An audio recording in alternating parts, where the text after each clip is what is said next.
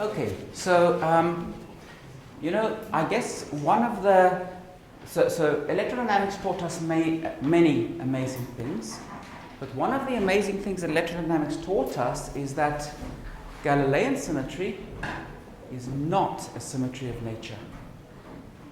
Nature is not invariant under this transformation.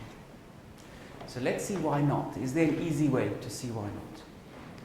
So one of the things that has been measured is that the speed of light is the same in any inertial frame. And let's be clear on what that means. Okay? So, Hamid, I'm going to take the duster and throw it as hard as I can at you. I'm not actually going to do it, don't look so worried. But imagine I throw it at you as hard as I can, and you measure how fast it's coming. Then, I'm going to go upstairs and I'm going to say, Francis, can you bring your car? And Francis will start driving. You'll stay on the side of the road. Francis will start driving at 200 kilometers an hour down the road. When we are coming so fast towards you, I will throw the duster again as hard as I can. The second time, will it be the same speed as the first time? No, it'll be faster, right? Because now I'm moving very fast and I throw it. So the two speeds will add up and it will go even faster. Now I will do the same experiment, but I will take a torch and I will shine it at you. You measure how fast the light is. Next, I will be in the car driving towards you and I will shine it at you. If you measure the speed of the light, in those two situations, the speed that you will measure is exactly the same. So when we say the speed of light is a constant, that's what we mean. We don't mean it doesn't change with time. We mean if you measure it in any frame, you will get the same value. So here's a torch shining at me. I measure the speed of the light. Now I'm walking towards the torch. I measure the speed of light. In those two situations, the speed that I will measure is exactly the same.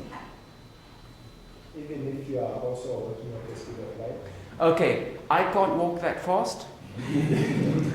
And it's not just a statement about my fitness.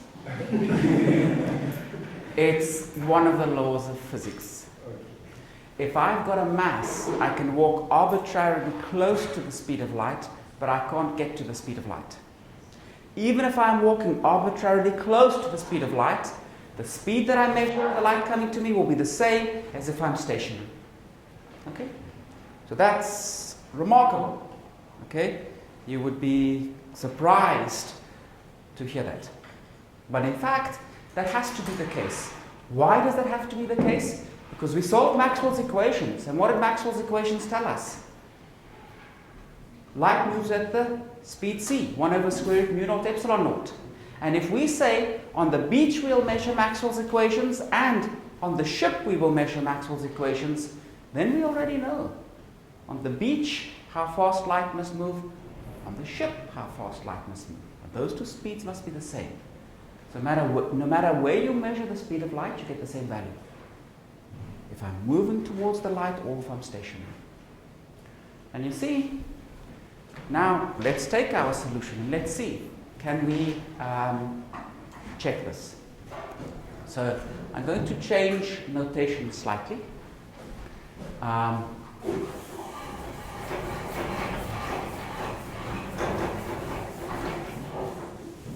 So let's imagine I have got some frame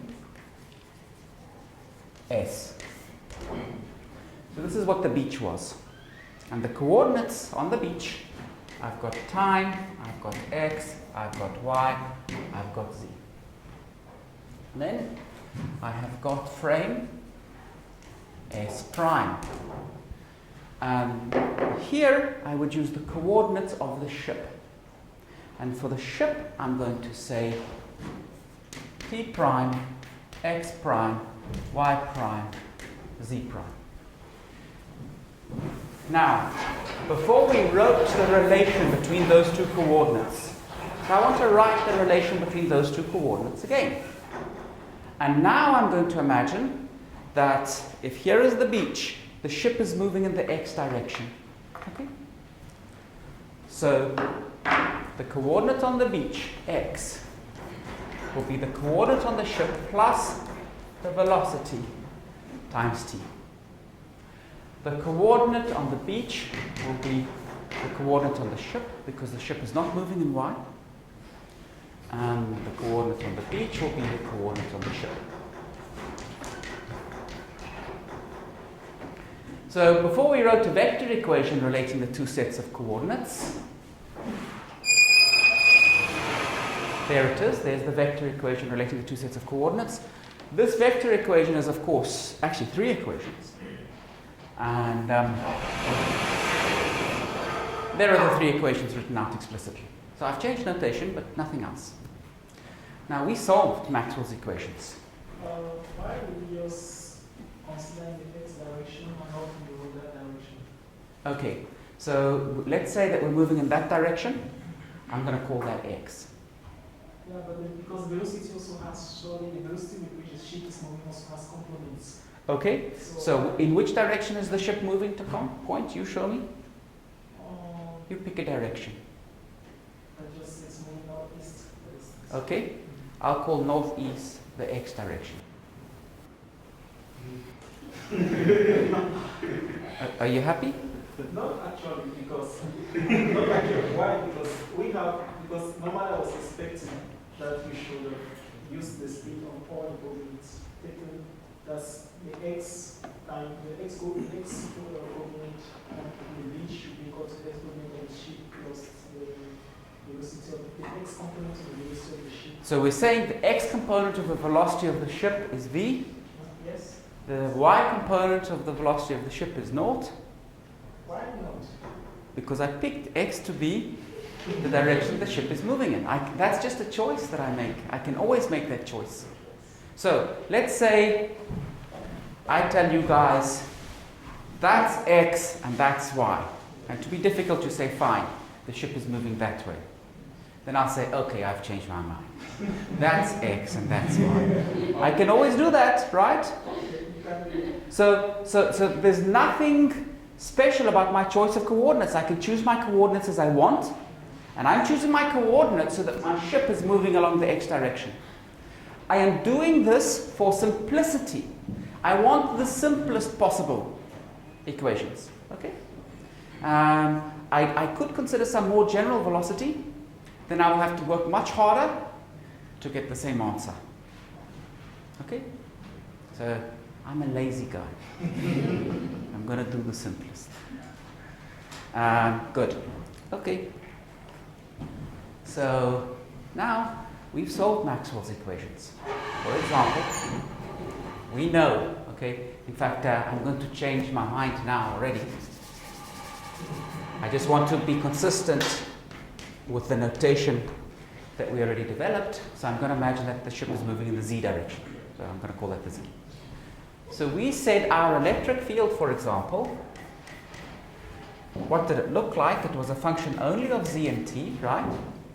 And it was any function of z plus ct plus any function of z minus ct.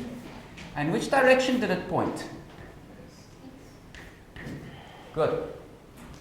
Now so that was my solution on the beach, or on the frame S. Now let me rewrite what function I would have had on the ship. In terms of the ship coordinates, this will become, if I just rewrite it, f1, z is equal to z prime plus vt,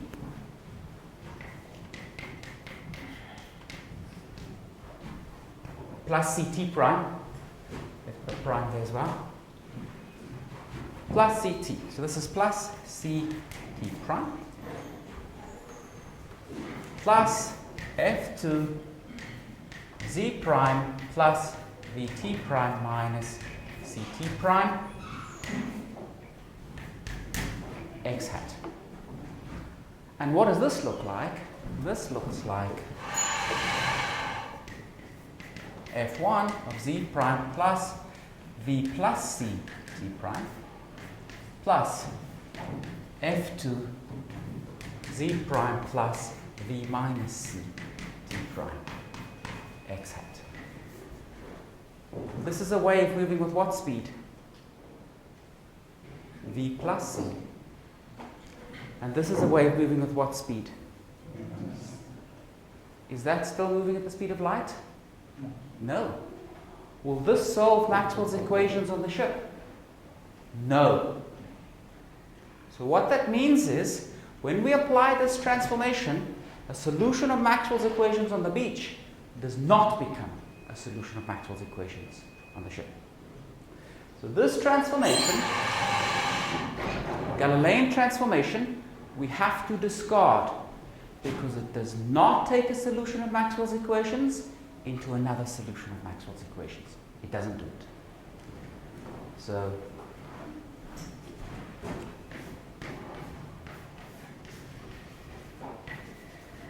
does not take a solution of Maxwell's equations into another solution of Maxwell's equations. Doesn't do it. So what should we do now? If we believe Maxwell's equations are correct, we should try to find another set of transformations between x, t, and between x, y, z, and t, and x prime, y prime, z prime, and t prime. We should find another set of transformations that does take a solution of Maxwell's equations into another solution of Maxwell's equations. And that's what we're going to try to find now. And that transformation, that should be the correct way to relate coordinates on the beach to coordinates on the ship. Does anybody know what that set of transformations is called? Lorentz transformations. So that's what we're going to try to derive now. Can we derive the Lorentz transformations by this requirement? Before I have a question about the clock, the time which is used in observing. Is it the same for with the Galilean transformation? Is a time is a clock that is used on the same as a time that is used, the same as a clock that is used on the ship? Absolutely. So according to Newton, everyone in the universe, no matter where you were, how fast you were going, and so on, your clock ticked the same as anybody else's clock. So according to Newton, time was the same everywhere, and there was this notion of some, absolute time that everybody had access to and everybody used. So then why didn't you distinguish the time? Because I noticed when you wrote the plain English, why did you find it necessary to distinguish the time? Because I know what's coming next. So if I never change the times, okay, then actually I should not bother distinguishing times. And before Einstein, nobody bothered to distinguish the times. It was an assumption. Everybody assumed that all clocks ran in the same way. Nobody even questioned that. Okay? Then, in fact, Lorentz understood that time does not run the same in different inertial frames. Well, Lorentz understood the transformation between different inertial frames that would leave Maxwell's equations invariant had to change time as well. But it was Einstein who realized that actually moving clocks ran at a different rate to stationary clocks. Einstein did not derive the Lorentz transformations. Other people derived it. And they derived it by looking for the symmetry of Maxwell's equations. Einstein was the one who understood what they meant. So he didn't do any mathematics. He just did physics.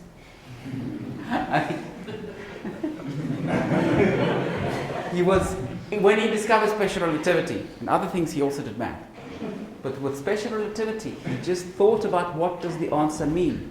So not one of the equations that he wrote down in that paper were new, but he understood what they meant. Okay? Yeah. I don't mean that to sound bad towards mathematicians.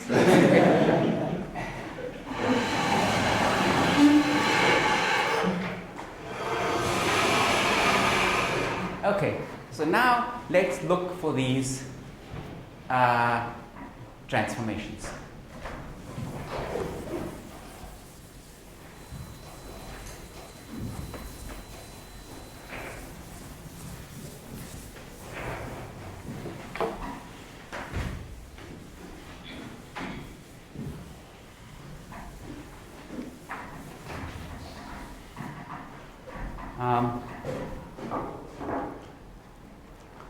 So our electric field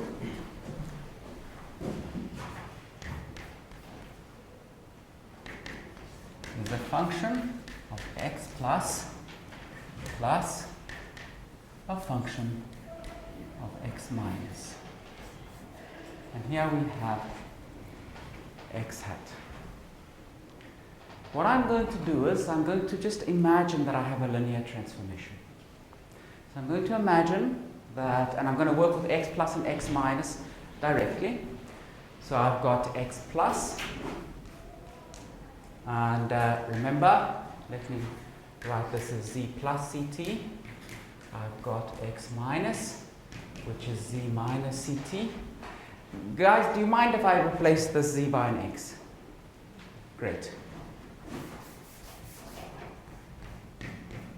And I've also got y, and I've got z. So that's the one set of coordinates.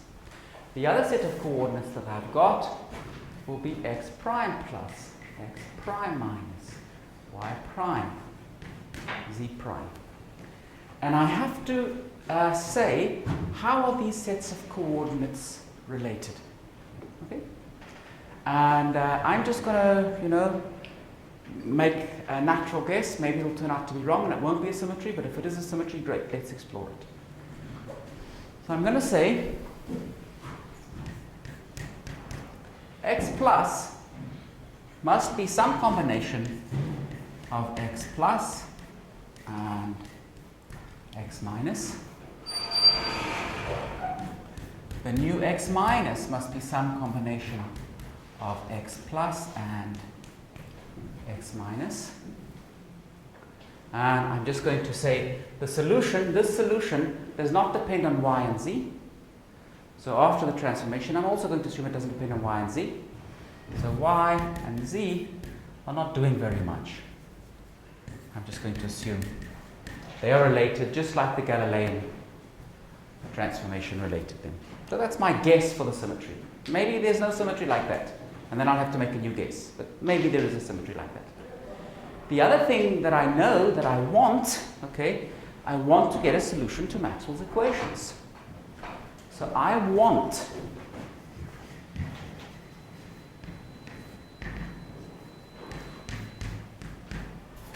so what must E be equal to? Can somebody tell me?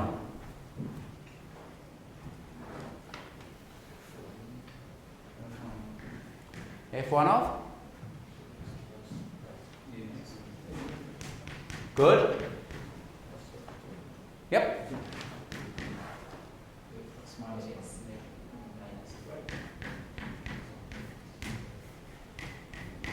So if this is what I get after I do the transformation, does everybody agree a solution of Maxwell's equations was turned into a solution to Maxwell's equations? Good. So what's important is I want a function of x plus to turn into a function of x plus, and I want a function of x minus in this coordinate system to turn into a function of x minus. So looking at this, can you tell me what I should do? Can you tell me anything about any of these parameters?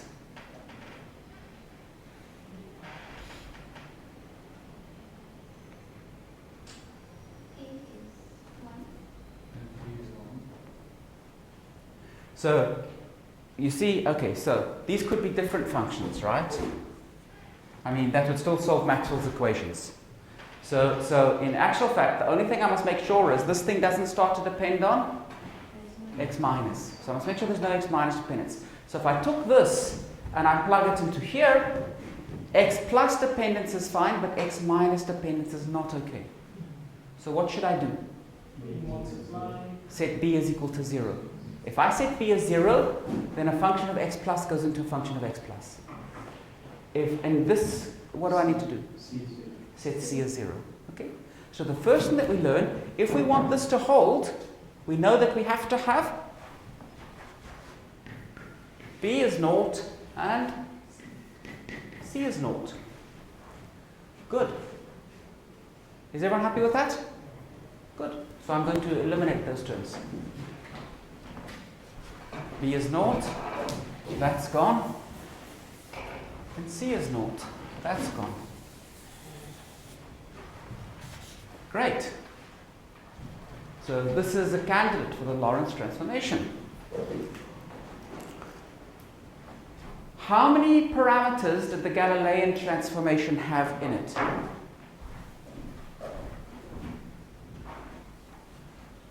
One. There was just V, right?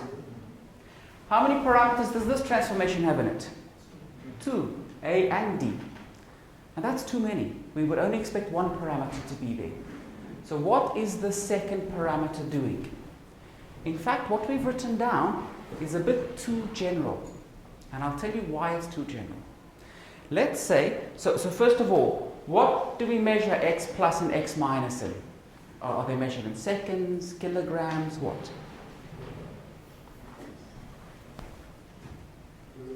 Meters.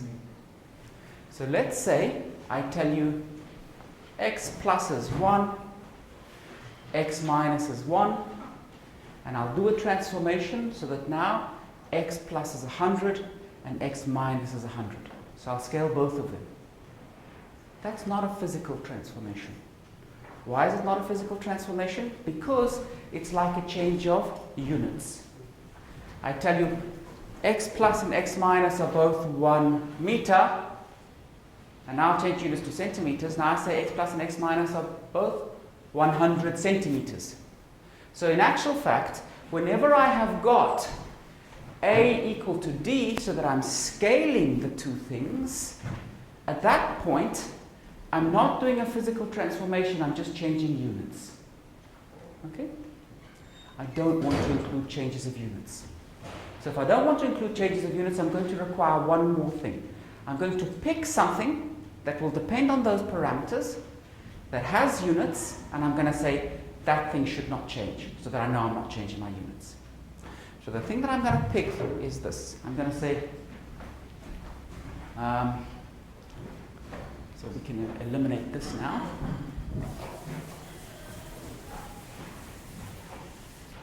I'm going to say x plus times x minus, okay? So what units does this have? Meters squared. So I'm going to hold this fixed. That means I couldn't possibly have changed my units. And I'm going to say this must be equal to x prime plus x prime minus. If I require this, then I'm holding my units fixed. If I want x plus minus to be equal to x plus x minus to be equal to x prime plus x prime minus, what can you tell me about A and D? Good. So this implies A, or let's say D, is equal to 1 over A. Okay? So D we can now replace by 1 over A. Good. So those must be the Lorentz transformations. Let's check it. Okay. First thing I want to do, so here are the transformations that we want. We're going to now manipulate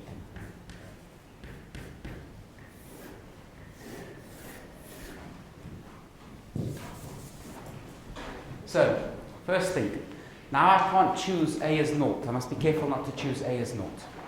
So I don't like that, so I'm going to parameterize things slightly differently. I'm going to say, let's put A equal to e to the theta. And if I put A equal to e to the theta, then 1 over A will be equal to e to the minus theta. And I now don't need to worry. I can pick any value I like for theta, and this transformation is fine. So the theta parameter is a nicer way to parameterize this transformation.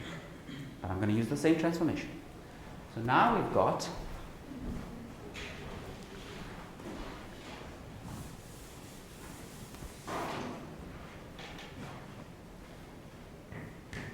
prime plus, which is x prime plus c t prime is equal to a, which is e to the theta, x plus ct.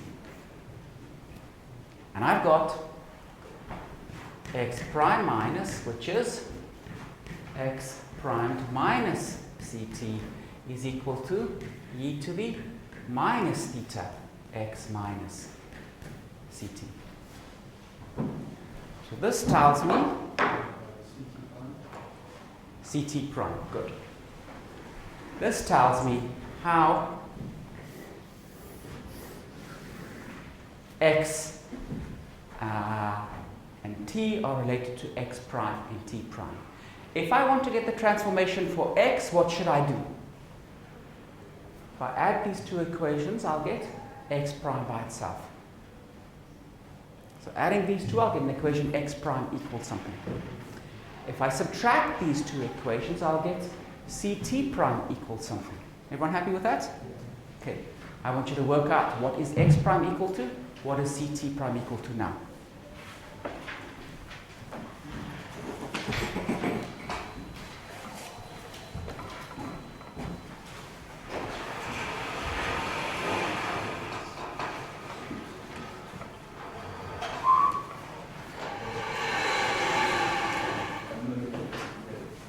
Sorry?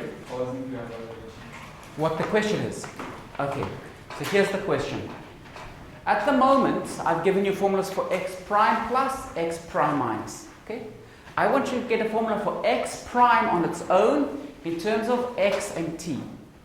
So you can basically get that by summing these two equations, because the ct prime of this equation will cancel with the ct prime of this equation.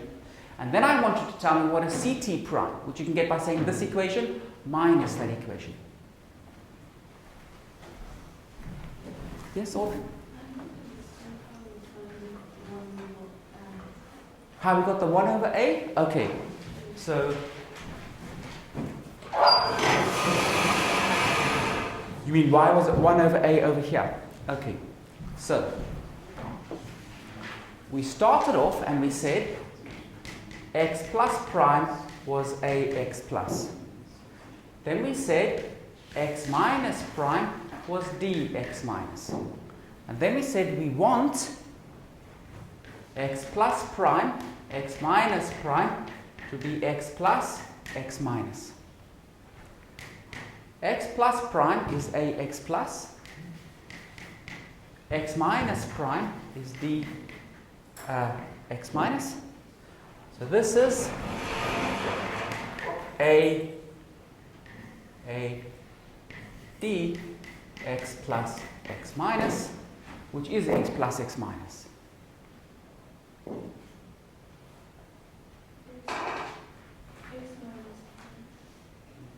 So we want x plus prime times x minus prime to equal x plus times x minus. Then I use the formula for x plus prime, and I use the formula for x minus prime, which gives you that. So now this is that. So AD must be 1. But if AD is 1, A is equal, or D is equal to 1 over A. Happy? Good.